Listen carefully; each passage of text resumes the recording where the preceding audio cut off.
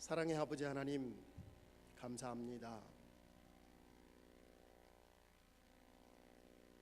주님이 죽음에서 부활하시며 우리에게 첫 열매가 되셨고, 또한 우리의 삶 속에 저 천국의 소망을 갖게 하시니 감사합니다.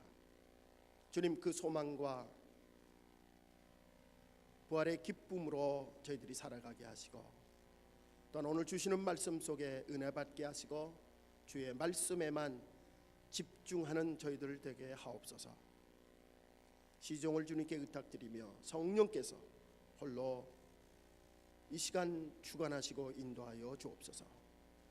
예수님의 이름으로 간절히 기도드립니다. 아멘. 오늘 예레미야 32장에 나오는 시대적인 배경은 기원전 587년 남유다가 바벨론에게 망한 이후에 오늘 말씀, 하나님께서 예레미야에게 하신 말씀입니다. 유다가 망했습니다. 물론 북이스라엘이 기원전 722년에 먼저 망하고 남유다까지 망했습니다. 예레미야에게 하나님은 바벨론에게 망해서 그랄 강가에 힘없이 쓰러져 있는 많은 포로된 유대인들에게 희망의 메시지를 증거하여 주셨습니다. 특별히 31장에 보면은 하나님이 구체적으로 미래에 하나님이 회복시켜 줄 것을 말씀을 합니다. 오늘 12장에서는 예언자 예레미야에게 하나님이 임하셔서 망한 나라 유대 땅 아나돗을 사라고, 아나돗의 밭을 사라고 하나님께서 말씀합니다. 증서를 쓰서 임봉하고 증인을 세워서, 그리고 저울에 달아서 은 17세겔을 주고 사라는 것입니다. 오늘 성경 말씀에 보면 구체적으로 이름을 대고 장소를 대고 어느 곳에서 어떻게 증인을 세우고 그래서 그런 밭을 사라고 아주 구체적으로 말씀해 주고 있습니다. 여러분, 망한 나라에 땅을 사라고 합니다. 이 참 어리석은 일이고 무모한 일입니다. 요즘으로 말하면은 망한 회사 주식을 사라는 얘기입니다. 또한 지진이나 천지지변으로 아주 못 쓰는 땅, 그 땅을 사라는 말씀과 같은 말입니다. 오늘 본문 마지막 구절 15절 말씀을 우리 함께 같이 읽겠습니다. 만군의 여호와 이스라엘의 하나님, 내가 이같이 말하노라. 사람이 이 땅에서 집과 밭과 포도원을 다시 사게 되리라. 오늘 말씀의 마지막 말씀입니다. 여러분, 이 말씀이 무슨 의미를 갖습니까? 무엇을 의미합니까? 이 말씀은 망한 나라의 땅을 사라고 하는 것 정말 이치에 많지 않지만은 하나님은 지금 당장의 상황만 보고 말씀하시는 것이 아니라 먼 미래에 하나님은 이 땅을 회복시켜 주실 것이고 너희들을 다시 그 땅으로 보내주실 것이며 하나님께서 그 땅을 회복시켜 주실 사인과 징조를 말씀하고 계십니다. 희망의 복음에 대한 말씀입니다. 오늘 여러분과 함께 나눌 말씀입니다. 하나님께서 희망의 복음을 주신 첫 번째 이유는 그들의 사고를 바뀌기 위한 것입니다. 그들의 사고의 틀을 바꾸기를 원하십니다. Thinking shift. 우리의 사고를 하나님의 뜻으로 바꾸려고 하는 그런 하나님의 의도가 있습니다. 망한 나라의 땅을 사라.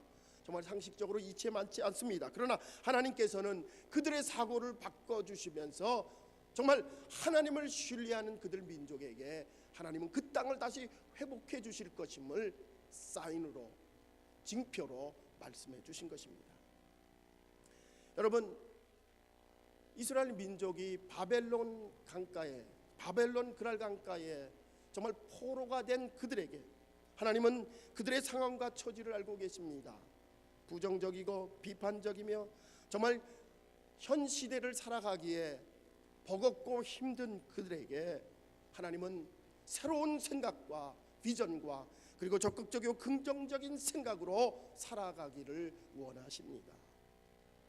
정말 아무런 의욕도 없고 짜증나고 피곤하며 절망적인 그 상황 속에서 하나님은 새로운 희망을 주시기 위해서, 또한 새로운 살만한 가치가 있는 인생이라고 생각할 수 있는 그런 새로운 생각을 갖도록 하나님은 오늘 32장에서 우리 모든 오늘 2016년에 디트로이트에 살고 가는 우리들에게도 똑같은 희망의 메시지를 증거해 주고 있습니다.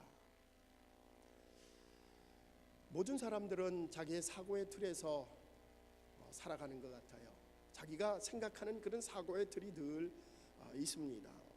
그 사고의 틀을 어떻게 형성하느냐에 따라서 그 사람의 성격과 행동을 좌우하게 됩니다. 여러분, 우리의 믿음도 마찬가지입니다. 우리의 신앙도 마찬가지입니다. 우리의 신앙의 틀을 어떻게 형성하느냐에 따라서 그 사람의 행동이 달라지고 성격이 달라지게 됩니다. 여러분, 한국교회의 많은 문제점들이 바로 이와 같이 자기의 신앙의 눈으로 모든 것을 판단해 버리려고 하는 그런 편협함에 있습니다. 어려서부터 자기 신앙생활을 해왔던 그것이 모두가 전부인 것처럼 생각을 합니다. 또 교단의 교리가 마치 모든 교단의 표준이 되는 것처럼 생각할 때가 있습니다. 자기의 신앙의 잣대로 사람들을 판단할 뿐만 아니라 교회를 판단할 때도 있습니다. 우스운 얘기지만은 우리 기독교 초창기 때에 전라도나 경상도에서는 우리 감리교가 이단이었습니다. 왜냐하면 선교사님들이 처음에 미국에 왔을 때에 그 선교지를 나누었습니다. 그래서 전라도 쪽으로는 장로교가 내려가 있었습니다. 전라도나 부산은. 그래서 전라도나 부산은 초창기의 기독교 믿는 사람들에게는 감리교는 이단으로 여겨졌습니다. 또한 경기도와 이 서울 지방에서는 또 어떤 면에서는 장로교들이 굉장히 적기 때문에 어떤 그 마을에서는 장로교가 이단이라고 그렇게 생각하는 경우도 있었습니다. 정말 웃지 못할 해프닝이었습니다. 오늘 성경은 우리의 신앙이 좀 더 겸손해지기를 원합니다. 모든 인간이 완벽하지 않기에, 부족한 인간이기에 서로를 배려할 수 있는 마음, 서로를 이해해 주는 마음이 정말 필요합니다. 예언자 예레미야는 상식에 맞지 않는 하나님의 명령을 받습니다. 하나님, 왜 그 땅을 사야 됩니까? 망한 나라에. 그렇게 질문하지 않았습니다. 그 대신 그는 자신의 한계를 인정합니다. 하나님을 절대적으로 신뢰합니다. 그래서 자기의 틀을 내려놓고 하나님의 말씀에 순종합니다. 자기의 이성의 한계를 넘어서는 하나님 앞에 절대적인 신뢰로 말미암아 하나님의 뜻을 하나님의 방법대로 그대로 실천하게 됩니다. 여러분, 우리 자신을 절대화한다는 것, 어떤 면에서 보면 참 실수하기 참 좋은 그런 삶을 살 때가 있습니다. 여러분, 우리의 사고와 우리의 신앙의 틀, 그것이 전부가 절대적이라고 하지 않는 것, 절대적이다라고 하는 것을 우리가 내려놓아야 우리의 신앙의 마음이 피어나야 되고, 또한 서로 간에 완력이 없으며 컨플릭이 없습니다. 참 중요한 것 같아요. 서로를 이해해 준 것, 너와 나와 다르다라고 하는 것을 이해하는 것 참 중요합니다. 로버트 슐러 목사님 그 책에 이런 얘기가 나옵니다. 여러 친구들과 낚시를 하러 갔답니다. 그런데 낚시하러 갔는데 그 옆에 있는 낚시하는 사람이 참 이상한 행동을 합니다. 낚시에서 고기가 크면은 다시 놔주고, 고기가 자로 재봐서 적당하면은 자기의 그물로 넣습니다. 그래서 참 이상해가지고 그 낚시질하는 사람한테 물었답니다.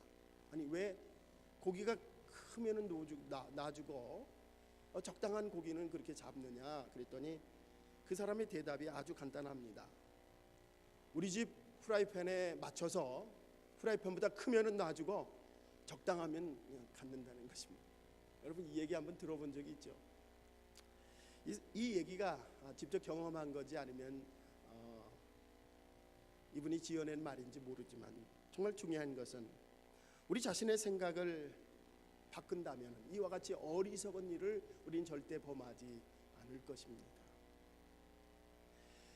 웃어 넘길 만한 이야기는 절대 아닙니다. 우리의 삶 속에 많은 경우에 이와 같은 잘못을 우리가 범할 때가 많이 있습니다. 우리의 생각과 그리고 우리의 사고의 틀을 모든 것의 표준으로 착각할 때가 있다는 것입니다. 어떨 때 우리들은 아니 내가 할 수 있어, 아니 나밖에 할 수 없어, 내가 최고의 적격자야, 그렇게 착각할 때도 있고, 또 어떨 때는 나는 안 돼, 나는 할 수가 없어, 뭐 등등 그런 부정적인 생각을 가질 때도 있습니다. 중요한 것은 우리의 생각을 내려놓고 하나님의 생각에 맞추는 것, 이것이 가장 중요한 우리 신앙의 삶의 모습입니다. 하나님께서는 우리의 부정적인 생각들을 바꾸어 주시기를 원하십니다. 나는 못해. 여러분 정말 내가 못할 수도 있습니다. 그러나 내가 믿는 하나님은 할 수 있다는 믿음을 가지시기 바랍니다. 그것이 바로 오늘 이사야가 하나님에게 어떻게 망한 나라의 땅을 살 수 있습니까? 라고 묻지 않고 그 넓고 큰 하나님의 계획에 순종하는 삶, 이것이 바로 우리의 생각과 사고의 틀을 하나님에게 맞추었다는 것입니다. 제가 좋아하는 말씀이죠. 이사야 41장 10절. 여러분 다 아시는 말씀이죠. 한번 외워보십시다. 두려워 말라, 내가 너와 함께함이라. 놀라지 마라, 나는 너의 하나님이 됩니다. 내가 너를 굳세게 하리라. 참으로 너를 도와주리라. 참으로 나의 의로운 손으로 너를 붙들리. 하나님이 함께 하시겠다는 것입니다. 여러분, 이사야가 저 말씀을 할 때도 역시 남유다가 망한 이후입니다. 망한 민족들에게, 포로된 민족들에게 두려워 말라, 내가 너와 함께함이라. 놀라지 마라, 나는 내 하나님이 됩니다. 내가 너를 굳세게, strong, be strong하게 만들어 주시고 나의 오른손으로 너를 붙들어 주리라. 이민정 씨가 지은 이 시대에 사는 따뜻한 부모들의 이야기 1권과 2권이 있습니다. 아주 참 이 책에 보면은 많은 상담 사례들이 나옵니다. 부모와 자녀, 며느리와 시어머니, 그리고 아내와 남편, 아주 평범한 그런 문제들을 어떻게 해결하는지 그 해결책을 보여주고 있습니다. 이분의 결론은 이겁니다. 환경이 바뀌지 않는다면 네가 바뀌어라. 그럼 문제가 해결된다는 거예요. 관계가 회복이 된다는 것입니다. 환경을 바꿀 수 없다면 네가 바뀌어라. 한 실례를 들어보겠습니다. 어느 며느리와 시어머니의 관계 회복입니다. 시어머니께서 1월 22일부터 30일까지 9일간 부산으로 여행할 일이 생겼습니다. 시댁이 집에서 버스로 5분 거리에 있고 이 여인은 큰 며느리였습니다. 이 여인은 유치원 다니는 큰 아들과 작은 아들, 그리고 남편을 뒷바라지하는 여인이었습니다. 참 힘들게 사는 여인입니다. 시댁이 가까워서 주말은 물론이고 시도 때도 없이 시댁에 오라 가라, 그렇게 힘들게 살아가고 있습니다. 이래저래 꼼짝 달싹 못하는 그런 신세가 되었습니다. 그나마 남편이 좋아서 큰 갈등 없이 살았다고 합니다. 그런데 이제 시어머니가 9일간 집을 비운다고 하니 이 여인의 가슴이 뭉클해지기 시작합니다. 답답해지기 시작합니다. 예전 같으면 시어머니께서 얘기할 때까지 모르는 척하면서 속으로는 방위병인 막내 도련님과 시아버지 식사, 빨래, 잠자리, 집안 청소 등으로 걱정거리로 머리가 복잡했을 것이고 또 짜증도 심했을 것입니다. 그런데 이 여인이 배운 교육이 자신의 마음을 바꾸는 것, 이것이 결론이라고 생각을 했습니다. 어머니, 아범이 그러시는데 부산으로 여행하실 일이 있으시다면서요. 그래, 사실은 미안해서 내게 말을 못했는데 재작년 미국 갈 때 빼놓고는 제일 오랫동안 집을 비우게 되었구나. 청도 이모님 칠순잔치도 끼어 있어서 안 갈 수도 없고 말이다. 그러셨군요, 어머니. 여행은 가셔야 하는데 집 문제로 걱정이 많으셨겠네요. 말이 나왔으니 말이다만 내 처지를 모르는 바는 아니지만 말이 쉽게 나와야지 그러셨어요. 미안해서 말도 못 꺼내셨으니 얼마나 답답했겠습니까? 제게 부탁하는 게 그렇게 어려우셨어요? 그래, 내가 수고스럽지만 어떡하겠니? 걱정 마세요 어머니. 집안일은 조금도 신경 쓰지 마세요. 잘 다져오세요. 얘야 정말 고맙다. 시어머니와 대화를 이렇게 끝냈습니다. 흐뭇하시는 어머니를 뵈면서 이 여인은 너무나 기뻤다고 합니다. 결혼해서 지금까지 시어머니와 나눈 대화 가운데 이렇게 편안하게 느낀 것은 처음이라고 합니다. 이렇게 편안한 자신을 보면서 나도 할 수 있구나라고 하는 자신감을 갖게 되었다고 합니다. 여러분, 우리의 일상생활 속에서 환경과 조건과 그런 과정들을 바꿀 수 없다면 내가 바뀌어야 합니다. 내가 바뀌면 세상이 바뀌는 것입니다. 내가 먼저 나아가서 사과하고, 내가 먼저 다가가서 요구하고, 내가 먼저 선을 행하는 것, 이것이 바로 정답입니다. 이것이 문제를 해결하는 방법입니다. 우리의 마음 문을 먼저 열고 받아주시기 바랍니다. Thinking shift, 우리의 생각을 바꾸는 것, 문제를 해결하는 열쇠입니다. 두 번째, 희망의 복음은 주님의 말씀에 순종하는 것입니다. 여러분, 너무도 당연한 얘기죠. 너무나 많이 들었습니다. 우리의 생각과 사고를 바꿨다면 이제 주님의 뜻에 맞춰 살아가는 것입니다. 주님의 뜻에 순종하는 것입니다. 여러분, 우리가 어려움을 당할 때 신앙이 좋은 사람과 그리고 신앙이 약한 사람들을 구별해낼 수가 있습니다. 어려울 때에 사람을 의지하고 지식과 자기의 경험을 의지하는 사람과 하나님만을 의지하는 사람과 판이하게 나누어지게 됩니다.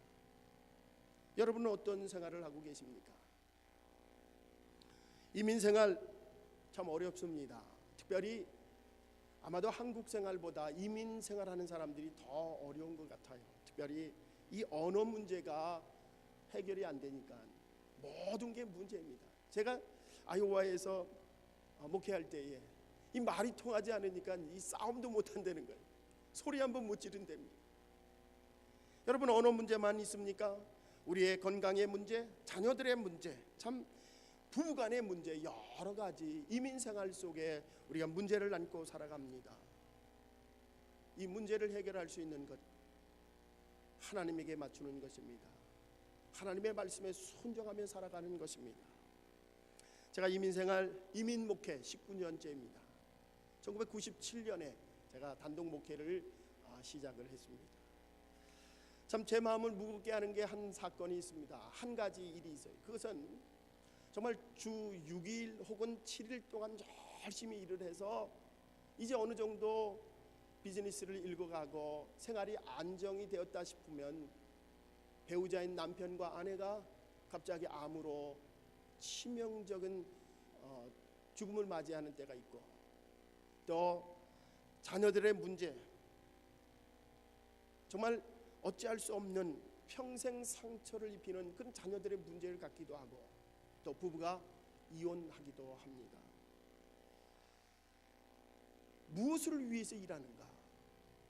이제 살만했더니 그런 일을 만나게 됩니다. 여러분, 사실 우리가 하나님이 부르시면은 모든 것 다 놓고 가야 합니다. 내가 이루었다, 그때까지는 내가 무언가를 다 포기하고 열심히 일하겠다, 그것이 아니라 그 과정 중에 늘 우리가 행복을 가지며 기쁨을 가지며 믿음 생활하며 그 과정 중에 아이들을 잘 키우며 신앙으로 정말 부부가 하나 되며 믿음으로 하나 되는 그런 가정을 일구어 나가야 합니다. 오늘 예레미야 예언자, 여러분, 포로된 그 민족이 무슨 희망이 있겠습니까? 그러나 하나님께서는 그들에게 미래의 땅을 사고 그곳에 밭을 일구며 포도원을 일구며 집을 지을 것이며 또한 그곳을 터를 가꿀 것임을 오늘 포로된 민족들에게 새로운 소망을 주셨습니다. 여러분, 주님을 신뢰할 때 하나님은 우리에게 새로운 소망을 허락해 주실 줄 믿습니다. 어떤 임금이 한 신하를 불렀습니다. 그리고 이렇게 명령을 했습니다. 이 우물을 들어서 저기 밑빠진 독에 가득 채우시오. 기가 막힌 일입니다. 밑빠진 독에 물을 가득 채우라. 그런데 이 신하는 그 왕의 명령을 철석같이 믿고 밤낮으로 물을 날리기 시작했습니다. 결국 우물이 바닥을 드러냈습니다. 그런데 이 우물 바닥에 번쩍번쩍 빛나는 것이 있습니다. 가서 봤더니 큰 금덩어리였습니다. 신하는 임금 앞에 무릎을 꿇었습니다. 임금님, 용서하소서. 독에 물을 채우지 못했습니다. 그러나 우물 바닥에 이 금덩어리를 건졌나이다. 임금이 빙그리 웃었습니다. 밑빠진 독에 물을 채우겠다고 우물이 바닥나도록 수고했구려. 그대는 참으로 충성된 신하요. 내가 그렇게 순종하는 신하를 위해서 금덩어리를 준비했어. 여러분, 참 이와 같이 상식적으로 이해 안 되는 일들을 하나님은 우리에게 시험할 때가 있습니다. 아브라함에게 이와 같은 시험을 하나님은 주셨습니다. 100세 주셨던 아들, 얼마나 귀한 아들입니까? 그런데 그 아들을 죽여서 번제로 드리라는 하나님의 시험입니다. 이 충성스러운 신하처럼 아브라함은 고민을 하며 걱정하며 근심을 했을 것입니다. 그러나 결국에는 하나님의 말씀으로 순종합니다. 주신 자도 하나님이요 거두어 간 자도 하나님이다. 그런 믿음 가지고 하나님 앞에 순종했습니다. 창세기 22장 12절에서 이렇게 하나님이 아브라함에게 얘기합니다. 내가 내 아들 내 독자라도 내가 아끼지 아니하였으니 내가 이제야 내가 하나님을 경외하는 줄을 아노라. 내가 이제야 나를 경외하는 줄을 알아노라. 사랑하는 중앙교회 성도 여러분, 주님이 이와 같이 무모하게 우리에게 요구하는 시험들이 있습니다. 순종으로 대답하시기 바랍니다. 아멘으로 화답하며 주님의 뜻을 따르는 주님의 자녀들이 되시기를 간절히 축원합니다. 마지막으로 이 희망의 복음은 어려움과 역경들을 면제해 주진 않지만 승리할 힘과 능력을 더하여 주십니다. 승리하게 하신다는 것입니다. 여러분, 우리가 예수 잘 믿는다고 교통사고 안 당하는 거 아니죠. 예수 잘 믿는 사람도 교통사고를 당합니다. 여러분, 예수 잘 믿어도 신앙이 너무너무 좋아도 불치병 걸립니다. 자녀들의 문제 심각하게 일어날 수 있습니다. 여러분, 그러나 중요한 것은 우리가 그와 같은 일들을 당할 수 있지만은 하나님은 그것을 면제해 주지는 않지만은 그것을 이길 힘과 능력을 주십니다. 패망한 나라, 절망과 좌절 속에 있는 그들에게 희망의 메시지를 주었던 하나님은 오늘도 우리의 어려움과 역경 속에 있는 우리의 삶을 새로운 소망으로 인도하여 주실 줄 믿습니다. 여러분, 주님의 음성에 귀 기울이시기 바랍니다. 주님은 오늘도 우리의 이름을 부르시며 아무것도 아닌 나에게 다가오셔서 내 사랑하는 자녀라 그렇게 위로하시며 우리에게 새로운 희망의 메시지를 전하여 주십니다. 좌절과 실망과 실패 속에 살아가는 우리들에게 내가 너와 함께 하겠노라. 담대하라. 내가 세상을 이겼노라. 우리에게 이기는 능력을 더하여 주실 줄 믿습니다. 우리가 잘 아는 돈키호테의 저자 세르만테스, 그의 인생은 정말 고난과 역경의 인생입니다. 1547년 스페인 라만차에서 출생한 그는 24살 때 전쟁에 나가서 불구가 되었습니다. 28살에는 5년간 포로 생활을 하면서 4번이나 탈출을 시도했지만 결국 탈출에 실패했습니다. 작가로서 처음 내놓은 책이 칼라데아라였는데 38살에 책을 썼습니다. 그러나 책은 거의 팔리지 않았습니다.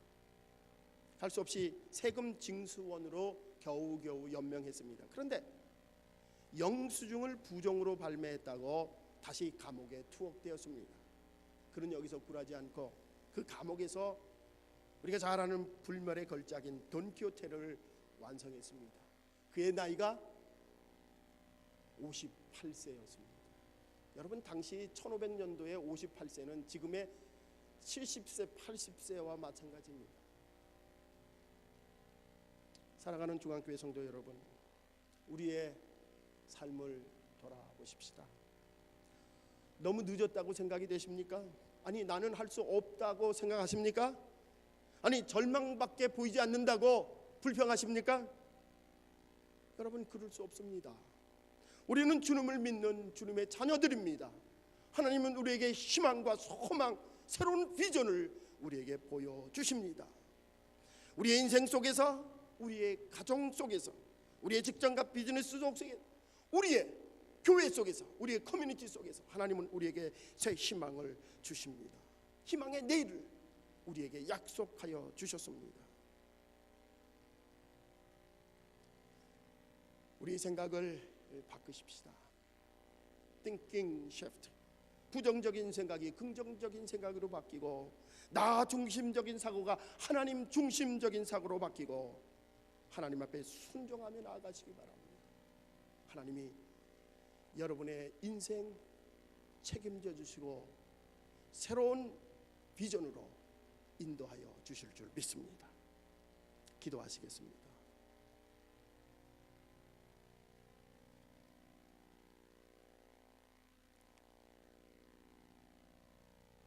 사랑의 아버지 하나님, 감사합니다.